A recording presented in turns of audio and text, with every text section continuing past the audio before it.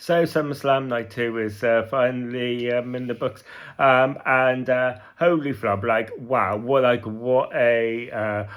way to kind of like open this match, right? So we had to basically open this match with Sami Zayn against Finn Balor. In my predictions video, I put that I did predict Finn Balor to win this on the one-on-one, but I think the question that you could kind of like ask with that is how do you give Sami Zayn kind of cause to continue this sort of like conspiracy theory kind of that's and kind of like feel like he's kind of like being screwed over, and if Finn Balor does like just win clean, I do think that you can I'm not saying that heels or conspiracy theories can talk like rubbish, but because obviously we see that all the time in WWE, but yeah, I think that's a question you could ask.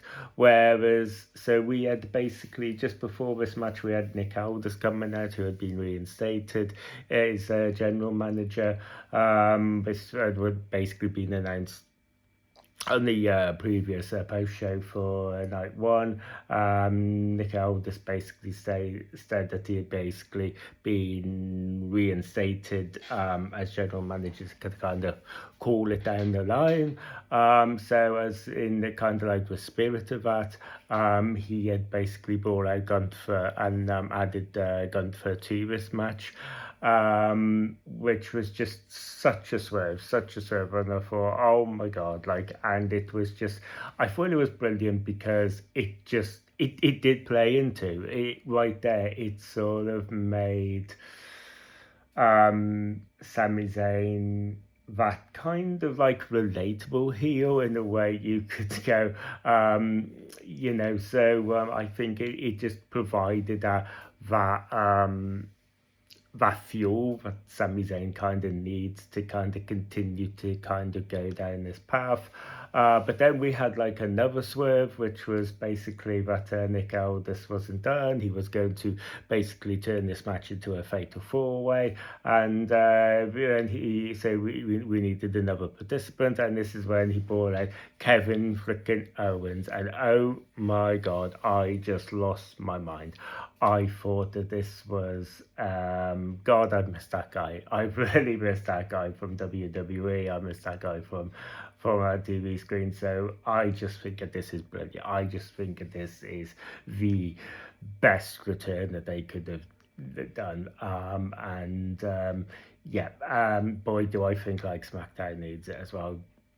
Wow, like that was just such a great return. And I think before like put on a really really good match, there was this like neat little spot where Sami Zayn was going to kind of like steal the win. He had noticed that there was a kind of like a vulnerability with Kevin Owens, so he was going to basically line it off with a Luma kick, and then basically Gunther intercepted it. He got Sami Zayn into like the sleeper hold, and then Finn Balor basically delivered this coup de grace while he was basically in the sleeper from Gunther.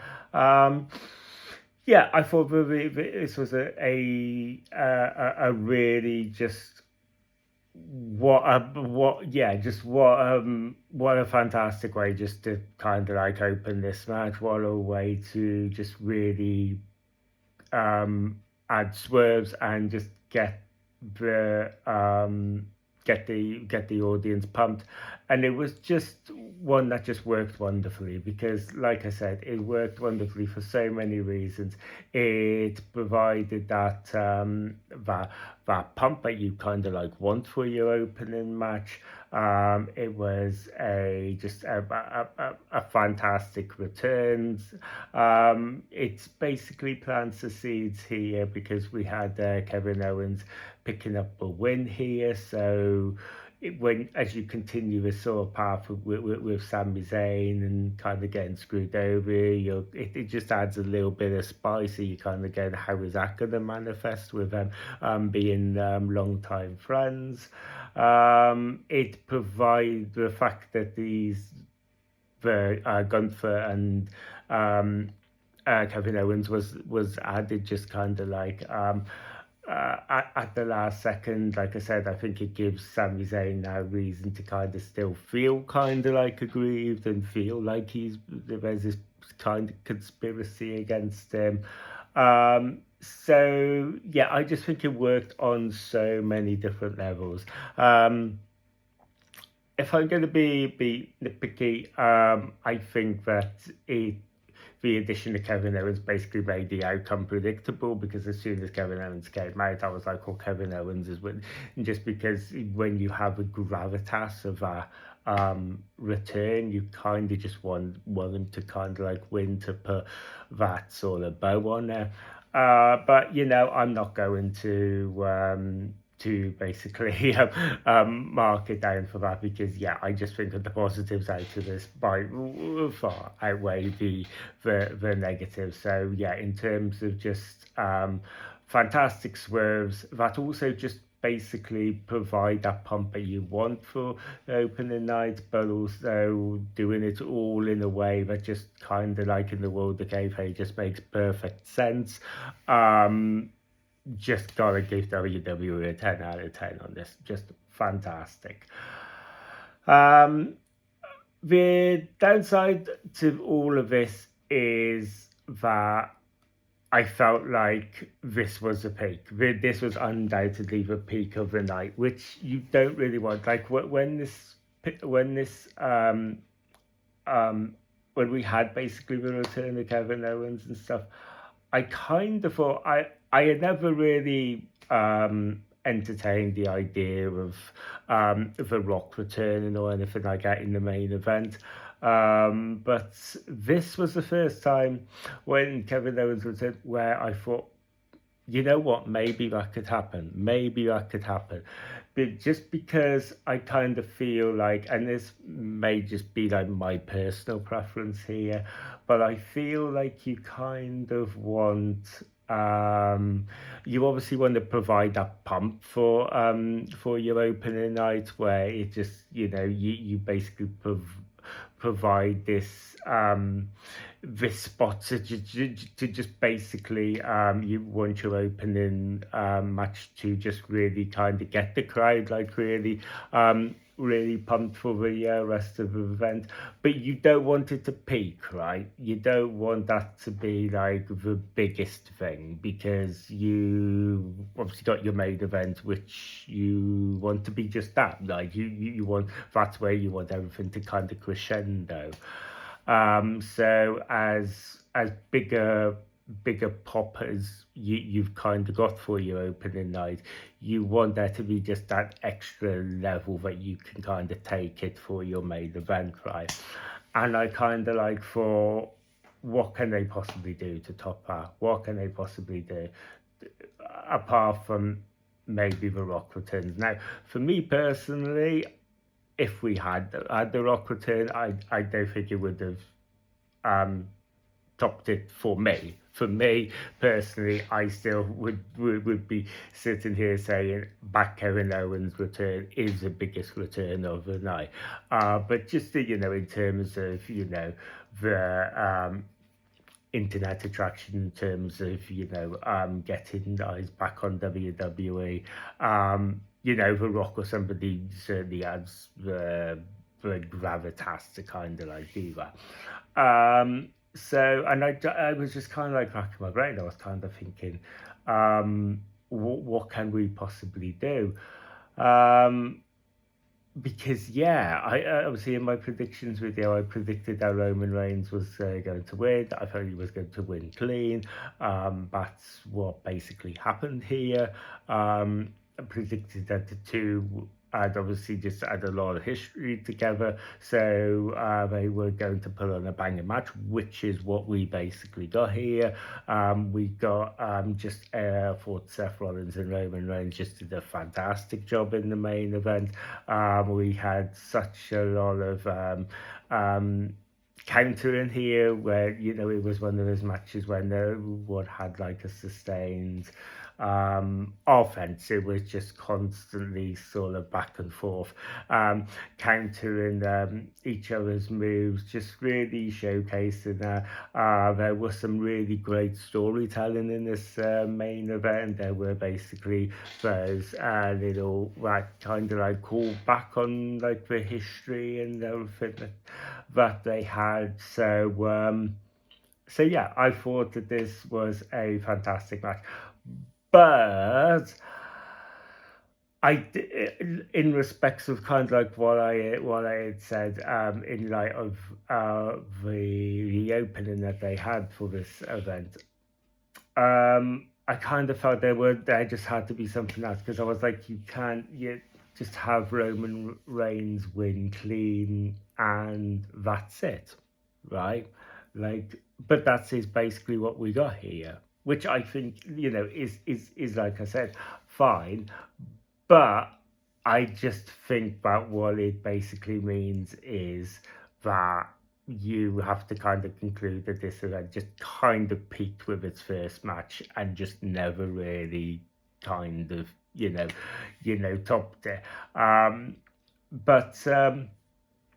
But yeah, overall, guys, I thought that this was a fine night too. After that opening, we had basically followed it up with. We followed this up with Trick Williams taking on Baron Corbin. This match felt like a quick match.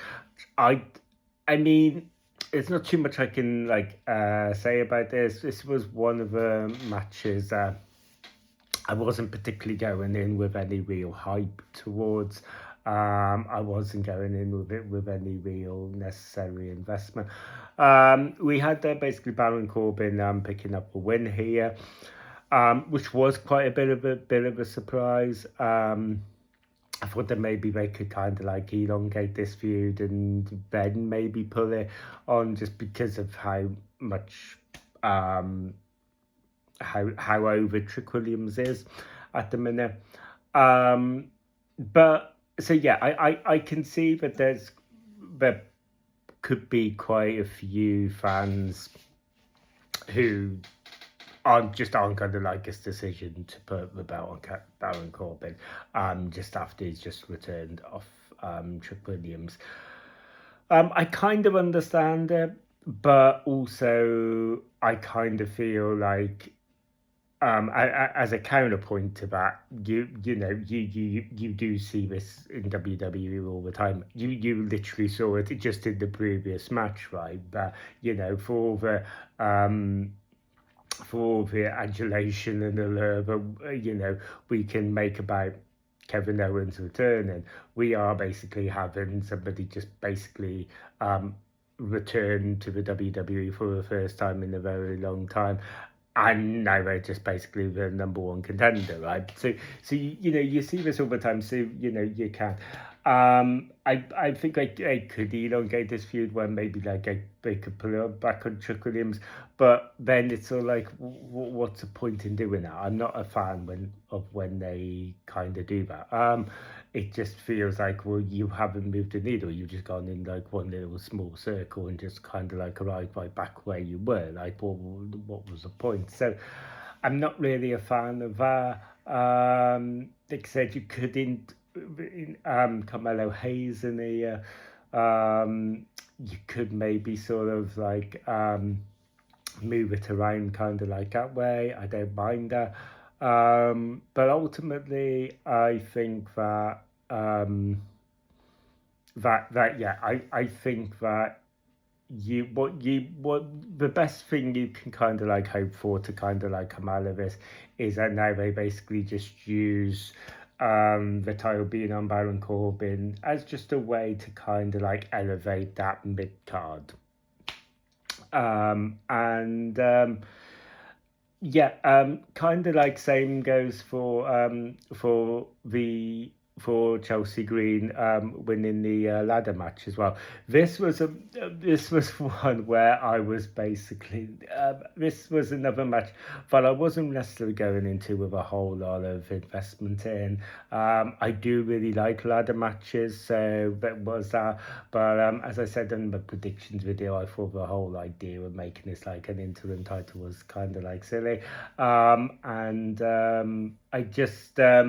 Yeah, although I had predicted Chelsea Green was going to win this, um, I had, as we kind of got nearer, I got more and more confident I was going to get this wrong, right?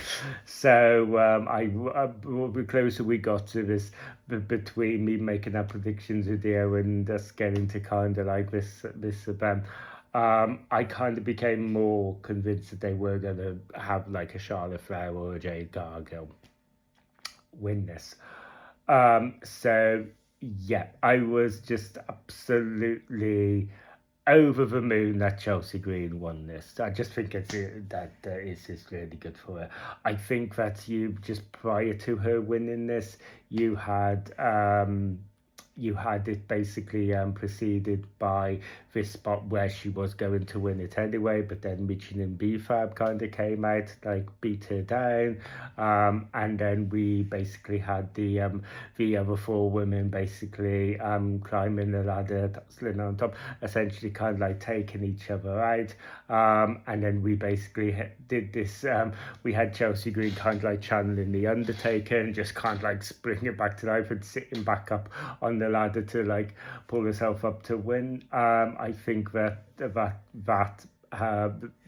kind of like finale just basically amplified the pop, I think, for Chelsea Green. So yeah, like I said, for somebody who wasn't really going into this match with any real kind of like excitement and all of that, I did enjoy this match. I can't mark this match down on anything. Like I said, I do really like ladder matches, so we got a lot of like, the old crazy spots here which I can't like mark down. We had Chelsea Green win, which I think is just great for her. It's nice that they haven't kind of forgot about her. So yeah, I just thought it was nice. I really did. It ticked all the boxes. Like, what can I say? So next up we had Danhausen against Dominic Mysterio. Yeah, we all knew that this was going to be kind of a goofy match, which it kind of was, but also I was kind of like expecting it didn't end up being as goofy as I thought that maybe it could be. We had the spots where basically JD McDonough had initially like come out, and then we had the mini Housens to kind of like come out, where we had JD McDonough like kind of like and the mini Housens, and then we basically had Joe Hendry to kind of like come out to help. So yeah, all of the sort of shenanigans, the goofiness, it was all stuff this build had very much kind of like been built on, and I thought maybe there might have been something else new that we were going to interject into this. I don't know what I was really thinking. Obviously we had kind of like Danhausen doing this his sort of like Dr. Frankenstein kind of like experiments in his lab, so we could have bought something there. So I don't know, I just thought it was I just think that it was kind of like missing something in terms of the goofy angle. So yeah, I thought it was fine, but yeah, I did think it was lacking something. We did have Danhausen win, which I had predicted. So yeah, hopefully we can just sort of maybe draw a line under this now and move a Judgment Day and Danhausen onto other things. I think that we can have. I think we need to kind of reel Danhausen back a little bit. I still love him having on our screens. I do love all the goofiness that Danhausen brings. So keep him on my screens like on a weekly basis. But yeah, I think that we need to sort of maybe dial it back to how Danhausen was being utilized when he was like first introduced, where he was kind of like just in these sort of backstage segments and these little kind of like promos, and then maybe we can like build something, because I just think that that's the best utilization of Danhausen. I think that the whole gimmick of the curse is kind of getting a bit overused. I think that we had added basically here where Dominic Mysterio was going to pick up a win by collecting the bag, and then Danhausen basically cursed him. So yeah, I don't know. It just feels it does cheapen it a little bit. I basically said this about the whole Liv Morgan and Io Sky feud as well, where the curse was very prominent, and there was this very much a factor of